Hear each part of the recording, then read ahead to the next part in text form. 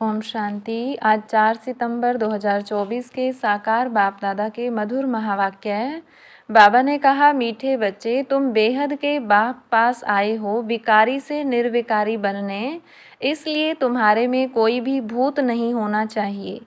प्रश्न, बाप अभी तुम्हें ऐसी कौन सी पढ़ाई पढ़ाते हैं जो सारे कल्प में नहीं पढ़ाई जाती?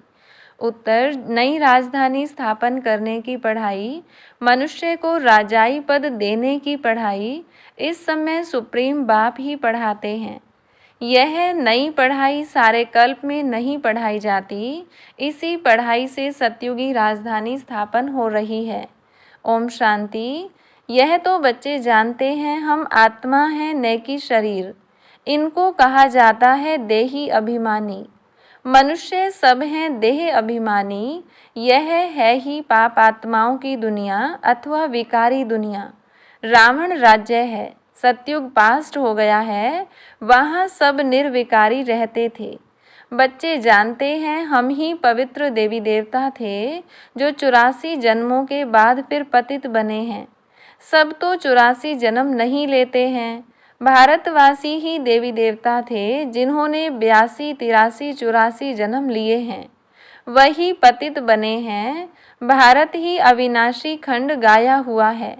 जब भारत में लक्ष्मी नारायण का राज्य था तब इसे नई दुनिया, नया भारत कहा जाता था। अभी है पुरानी दुनिया, पुराना भारत। वह तो संपूर्ण निर्विकारी थे, कोई विकार नहीं थे। वह देवताएं ही 84 जन्म ले अभी पतित बने हैं। काम का भूत, क्रोध का भूत, लोभ का भूत, यह सब कड़े भूत हैं। इनमें मुख्य है देह अभिमान का भूत। रावण का राज्य है ना, यह रावण है भारत का आधा कल्प का दुश्मन। जब मनुष्य में 5 विकार प्रवेश करते हैं, इन देवताओं में यह भूत नहीं थे, फिर पुनर्जन्म लेते लेते इनकी आत्मा भी विकारों में आ गई। तुम जानते हो हम जब देवी देवता थे तो कोई भी विकार का भूत नहीं था। सतयुग त्रेता को कहा ही जाता है राम राज्य, द्वापर कलयुग को कहा जाता है रावण राज्य। यहाँ हर एक नर नारी में 5 विकार हैं। द्वापर से कलयुग तक 5 विकार चलते हैं। अब तुम पुरुषोत्तम संगम युग पर बैठे हो, बेहद के बाप के पास आए हो विकारी से निर्विकारी बनने के लिए। निर्विकारी बन, अगर कोई विकार में गिरते हैं तो बाबा लिखते हैं तुमने काला मुंह किया, अब गोरा मुंह होना मुश्किल है। 5 मंजिल से गिरने जैसा है, हड्डियां टूट जाती हैं। गीता में भी है, भगवान उवाच, काम महाशत्रु है। भारत का वास्तविक धर्म शास्त्र है ही गीता। हर एक धर्म का एक ही शास्त्र है। भारतवासियों के तो ढेर शास्त्र हैं, उसको कहा जाता है भक्ति। नई दुनिया सतो प्रधान गोल्डन एज है, वहाँ कोई लड़ाई झगड़ा नहीं था। बड़ी आयु थी, एवर हेल्दी वेल्दी थे। तुमको स्मृति आई हम देवताएं बहुत सुखी थे। वहाँ अकाले मृत्यु होती नहीं, काल का डर रहता नहीं। वहाँ हेल्थ, वेल्थ, हैप्पीनेस सब रहती है। नर्क में हैप्पीनेस होती नहीं, कुछ न कुछ शरीर का रोग लगा रहता है। यह है अपार दुखों की दुनिया, वह है अपार सुखों की दुनिया। बेहद का बाप दुखों की दुनिया थोड़ा ही रचेंगे। बाप ने तो सुख की दुनिया रची, फिर रावण राज्य आया तो उनसे दुख अशांति मिली। सतयुग है सुख धाम, कलयुग है दुख धाम। विकार में जाना गोया, 1-2 पर काम कटारी चलाना। मनुष्य कहते हैं यह तो भगवान की रचना है ना, परंतु नहीं, भगवान की रचना नहीं, यह रावण की रचना है। भगवान ने तो स्वर्ग रचा, वहाँ काम कटारी होती नहीं। ऐसे नहीं, दुख सुख भगवान देता है। अरे भगवान बेहद का बाप बच्चों को दुख कैसे देगा? वह तो कहते हैं मैं सुख का वर्षा देता हूँ, फिर आधा कल्प के बाद रावण श्रापित करते हैं। सतयुग में तो अथाह सुख थे, माला माल थे। एक ही सोमनाथ के मंदिर में कितने हीरे जवाहरात थे, भारत कितना सॉल्वेंट था। अभी तो इनसॉल्वेंट है। सतयुग में 100% सॉल्वेंट, कलयुग में 100% इनसॉल्वेंट। यह खेल बना हुआ है। अभी है आयरन एज, खाद पड़ते पड़ते बिल्कुल तमो प्रधान बन गए हैं। कितना दुख है। यह एरोप्लेन आदि भी 100 वर्ष में बने हैं। इनको कहा जाता है माया का पोंप। तो मनुष्य समझते साइंस ने तो स्वर्ग बना दिया है, परंतु यह है रावण का स्वर्ग। कलयुग में माया का पोंप देख तुम्हारे पास मुश्किल आते हैं। समझते हैं हमारे पास तो महल मोटरें आदि हैं। बाप कहते हैं स्वर्ग तो सतयुग को कहा जाता है, जब इन लक्ष्मी नारायण का राज्य था। अब इन लक्ष्मी नारायण का राज्य थोड़ा ही है। अब कलयुग के बाद फिर इनका राज्य आएगा। पहले भारत बहुत छोटा था। नई दुनिया में होते ही हैं 9 लाख देवताएं। बस पीछे वृद्धि को पाते रहते हैं। सारी सृष्टि वृद्धि को पाती है ना। पहले पहले सिर्फ देवी देवता थे। तो बेहद का बाप वर्ड की हिस्ट्री ज्योग्राफी बैठ समझाते हैं। बाप बिगर और कोई बतला न सके, उनको कहा जाता है नॉलेजफुल गॉड फादर। सब आत्माओं का फादर। आत्माएं सब भाई भाई हैं, फिर भाई और बहन बनती हैं। तुम सब हो एक प्रजापिता ब्रह्मा के एडॉप्टेड चिल्ड्रन। सभी आत्माएं उनकी संतान तो हैं ही। उनको कहा जाता है परम पिता। उनका नाम है शिव। बस बाप समझाते हैं मेरा नाम एक ही शिव है। फिर भक्ति मार्ग में मनुष्यों ने बहुत मंदिर बनाए हैं तो बहुत नाम रख दिए हैं। भक्ति की सामग्री कितनी ढेर है, उसको पढ़ाई नहीं कहेंगे।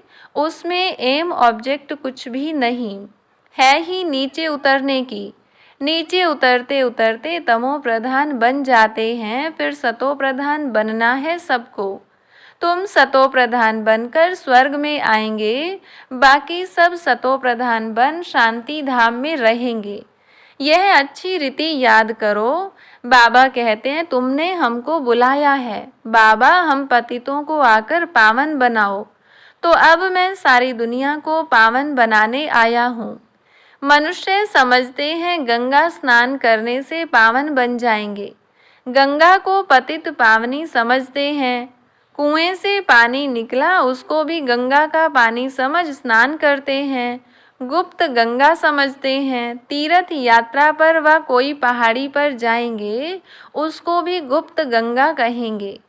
इसको कहा जाता है झूठ। गॉड इज ट्रुथ कहा जाता है। बाकी रावण राज्य में सब हैं झूठ बोलने वाले। गॉड फादर ही सचखंड स्थापन करते हैं, वहाँ झूठ की बात नहीं होती। देवताओं को भोग भी शुद्ध लगाते हैं।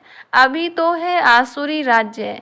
सतयुग त्रेता में है ईश्वरीय राज्य जो अब स्थापन हो रहा है। ईश्वर ही आकर सबको पावन बनाते हैं।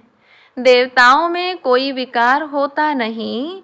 यथा राजा रानी तथा प्रजा सब पवित्र होते हैं। यहाँ सब हैं पापी कामी क्रोधी। नई दुनिया को स्वर्ग और इसको नर्क कहा जाता है। नर्क को स्वर्ग बाप के सिवाय कोई बना न सके। यहाँ सब हैं नर्कवासी पतित। सतयुग में है पावन। वहाँ ऐसे नहीं कहेंगे कि हम पतित से पावन होने के लिए स्नान करने जाते हैं। यह वैरायटी मनुष्य सृष्टि रूपी झाड़ है। बीज रूप है भगवान, वही रचना रचते हैं। पहले पहले रचते हैं देवी देवताओं को, फिर वृद्धि को पाते पाते इतने धर्म हो जाते हैं। पहले एक धर्म एक राज्य था, सुख ही सुख था। मनुष्य चाहते भी हैं विश्व में शांति हो, वह अभी तुम स्थापन कर रहे हो। बाकी सब खत्म हो जाएंगे, बाकी थोड़े रहेंगे। यह चक्र फिरता रहता है। अभी है कलयुग अंत और सतयुग आदि का पुरुषोत्तम संगम युग। इसको कहा जाता है कल्याणकारी पुरुषोत्तम संगम युग। कलयुग के बाद सतयुग स्थापन हो रहा है। तुम संगम पर पढ़ते हो, इसका फल सतयुग में मिलेगा। यहाँ जितना पवित्र बनेंगे और पढ़ेंगे उतना उच्च पद पाएंगे। ऐसी पढ़ाई कहाँ होती नहीं। तुमको इस पढ़ाई का सुख नई दुनिया में मिलेगा। अगर कोई भी भूत होगा तो एक तो सजा खानी पड़ेगी, दूसरा फिर वहाँ कम पद पाएंगे। जो संपूर्ण बन औरों को भी पढ़ाएंगे तो उच्च पद भी पाएंगे। कितने सेंटर्स हैं, लाखों सेंटर्स हो जाएंगे। सारे विश्व में सेंटर्स खुल जाएंगे। पाप आत्मा से पुण्य आत्मा बनना ही है। तुम्हारी एम ऑब्जेक्ट भी है। पढ़ाने वाला एक शिव बाबा है।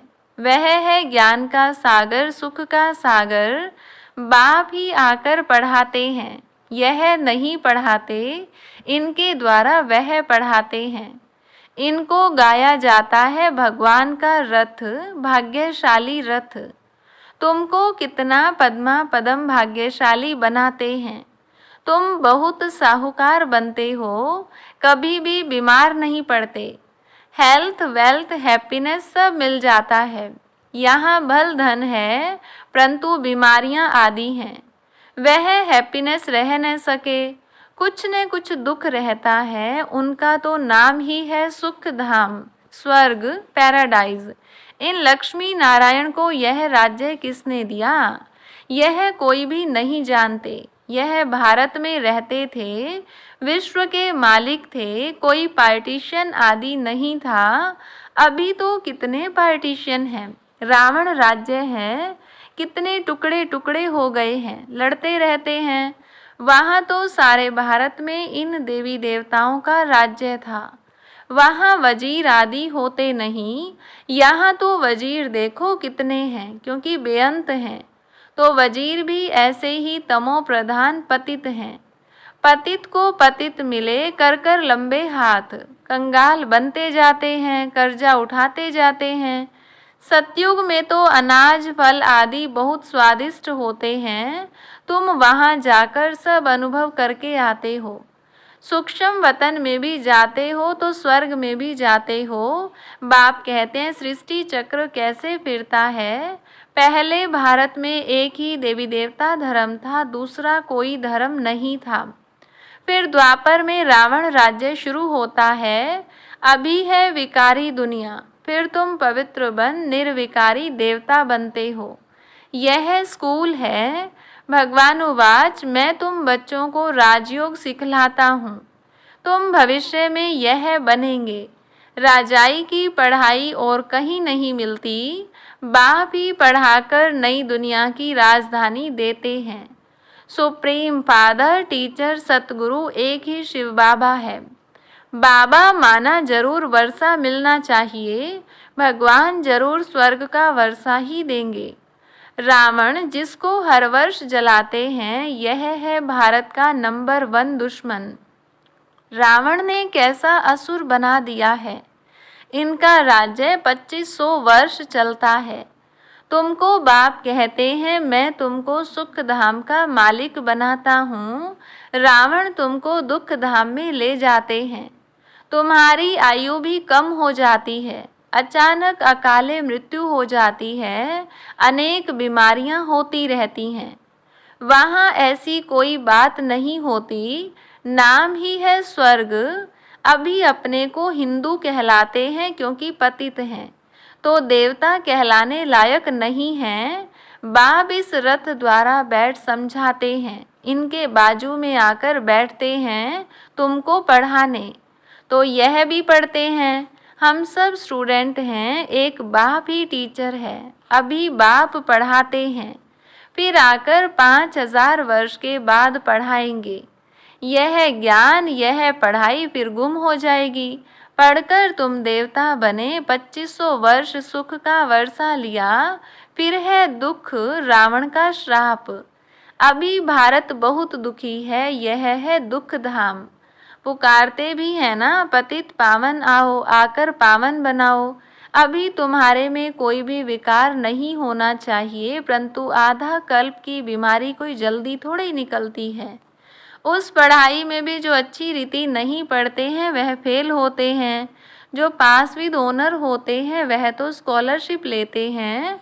तुम्हारे में भी जो अच्छी रीति पवित्र बन और फिर दूसरों को बनाते हैं तो यह प्राइज लेते हैं। माला होती ही है 8 की, वह है पास विद ऑनर। फिर 108 की माला भी होती है, वह माला भी सिमरी जाती है। मनुष्य इसका रहस्य थोड़ी समझते हैं। माला में ऊपर है फूल, फिर होता है डबल दाना मेरू। स्त्री और पुरुष दोनों पवित्र बनते हैं। यह पवित्र थे ना, स्वर्गवासी कहलाते थे। यही आत्मा फिर पुनर्जन्म लेते लेते अब पतित बन गई है। फिर यहाँ से पवित्र बन पावन दुनिया में जाएंगे। वर्ल्ड की हिस्ट्री ज्योग्राफी रिपीट होती है ना। विकारी राजाएं निर्विकारी राजाओं के मंदिर आदि बनाकर उन्हों को पूजते हैं। वही फिर पूज्य से पुजारी बन जाते हैं। विकारी बनने से फिर वह लाइट का ताज भी नहीं रहता है। यह खेल बना हुआ है, यह है बेहद का वंडरफुल ड्रामा। पहले एक ही धर्म होता है जिसको राम राज्य कहा जाता है, फिर और धर्म वाले आते हैं। यह सृष्टि का चक्र कैसे फिरता रहता है सो एक बाप ही समझा सकते हैं। भगवान तो एक ही है। अच्छा, मीठे मीठे सिकिलधे बच्चों प्रति माता पिता बाप दादा का याद प्यार और गुड मॉर्निंग। रूहानी बाप की रूहानी बच्चों को नमस्ते। रूहानी बच्चों की रूहानी बाप दादा को नमस्ते। धारणा के लिए मुख्य सार। पहली पॉइंट, स्वयं भगवान टीचर बनकर पढ़ाते हैं, इसलिए अच्छी रीति पढ़ना है।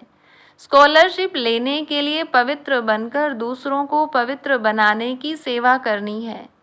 दूसरी पॉइंट, अंदर में काम क्रोध आदि के जो भी भूत प्रवेश हैं उन्हें निकालना है। एम ऑब्जेक्ट को सामने रखकर पुरुषार्थ करना है। वरदान, माया की छाया से निकल याद की छत्र छाया में रहने वाले बेफिक्र बादशाह भव। जो सदा बाप के याद की छत्र छाया के नीचे रहते हैं वो स्वयं को सदा सेफ अनुभव करते हैं। माया की छाया से बचने का साधन है बाप की छत्र छाया। छत्र छाया में रहने वाले सदा बेफिक्र बादशाह होंगे। अगर कोई फिक्र है तो खुशी गुम हो जाती है। खुशी गुम हुई, कमजोर हुए तो माया की छाया का प्रभाव पड़ जाता है, क्योंकि कमजोरी ही माया का आह्वान करती है। माया की छाया स्वप्न में भी पड़ गई तो बहुत परेशान कर देगी, इसलिए सदा छत्र छाया के नीचे रहो। स्लोगन, समझ के स्क्रू ड्राइवर से अलबेलेपन के लूज स्क्रू को टाइट कर सदा अलर्ट रहो। अच्छा, ओम शांति।